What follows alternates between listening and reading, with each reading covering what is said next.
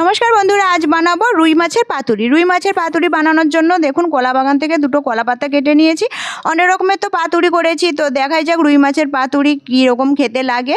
তো কলা পাতার ভালো করে ধুয়ে তেল লাগিয়ে সেঁকে নিয়েছি। তো কলা পাতার উপরে 2 পিস রুই মাছ দিয়ে দিয়েছি, পরিমাণ মতো নুন, লঙ্কা গুঁড়ো, হলুদ গুঁড়ো, সরিষার তেল, জিরে, সর্ষে, পোস্তর পেস্ট, সব কিছু মশলাটা ভালো করে মাছের গায়ে লাগিয়ে নিয়েছি।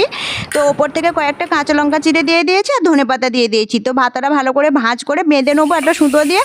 এদিকে কড়া গরম হয়ে গেল, কড়ার মধ্যে তেল দিয়ে পাতুরিটা দিয়ে চাপা দিয়ে উল্টে পাল্টে আধা ঘন্টা ধরে টাইম নিয়ে ভেজে নিতে হবে, একদম স্লো আঁচে।